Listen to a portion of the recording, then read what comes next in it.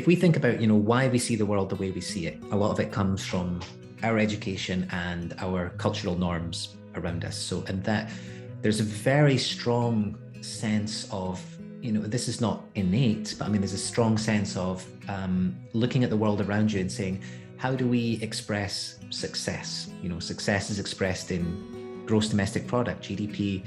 It's about growth, it's about accumulation. That is a measure of success. The economy is based on a linear model of take, make, and dispose. And we grow up thinking this is very much the norm. We feel very removed from, who's made this stuff? What's the impact on this? We hear things about palm oil. We see it in, buy a cookie and we see palm oil in it, and we think we see these documentaries, and it seems impossibly distant. And this is an attempt to really. The reason we can't connect this is because it's not embedded in our lives, and it's exactly what you say. It's in everything. So when we talk about embedding sustainability in education, we are talking about, I think the best metaphor is to see things through the lens of sustainability. I really like that. You're looking at all the same stuff, but you've got this lens in front of you that informs what you're seeing with sustainability at its core. That can only happen through education. We can't depend on, societal shifts. These come from education. It's the information we get about how to decode what the world means to us. If it's not done that way, then we're not going to get anywhere. So, I mean, at the moment, there's maybe a bit of solutionist thinking going on. The scientists are going to save us. Technology is going to save us. These pockets of experts here and there are going to save us, and we can continue to do a bit more recycling, maybe upcycle a few things and consume less, but essentially do the same. It's not enough. We're way past that. We're talking about systemic change, societal change. We're heading to 10.4 billion people, where population's estimated to peak. When we get to that level, we have to be living in a very different way.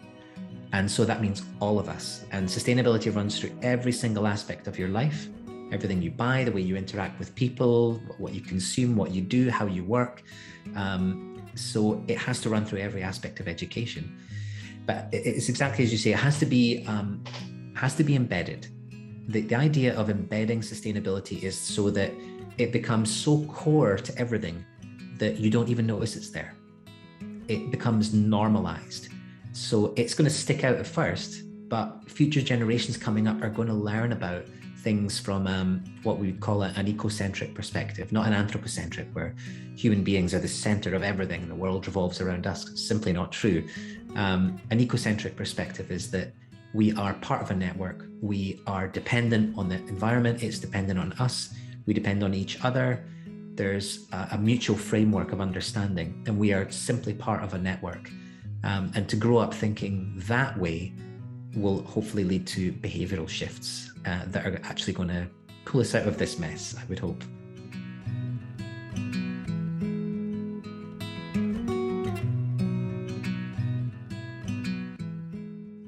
If we think about, why are we not doing more about climate change? I think that a lot of the answer you're going to find is about the feeling of disenfranchisement, disempowerment. It's impossibly distant, impossibly complex. You've got, a guy sitting at the desk in Wolverhampton being told that the planet is, in danger of hitting 2 degrees or more warming, and it's going to have all these effects. And just, it is a very well documented phenomenon of climate anxiety that runs through education. I completely get it. And it comes from a sense of, what can I do about it? This is something that's happening to me. And remember that, this Generation Alpha, Generation Z are growing up with this as a backdrop to their lives, doom and gloom, and a sense as well of, I guess, unfairness, that, and I always feel this when I'm talking to younger learners about it. I feel like the subtext is, hey, I'm sorry that my generation made such a mess of the planet, and now it's up to you to sort it. So you've got all of that mixed in there. There's no wonder there's a bit of resistance to engaging with this. And you can look at things like the discourses of delay. There's some really great research by Cambridge that outlines the things that people say to avoid engaging. Like I gave an example earlier about solutionism and technology. the scientists will solve it, so I don't have to do anything. How do we get around that? It's about agency. It's about, and it's about starting small. So you're taking a global goal and a global problem, and you're saying, this is how it looks in Wolverhampton, in my community organization, in my classroom.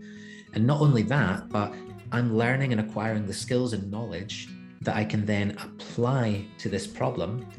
And therefore, I'm kind of deconstructing and demystifying this previously abstract, intangible thing. And I'm seeing, again, reflecting out about what I'm doing on a local level, how it connects to a big global problem. And suddenly I'm actively doing something about it. Suddenly I feel like I can. And I really believe that, and it is backed by research, that action breeds action. As we can develop agency from these small seeds, these become the change makers of the future.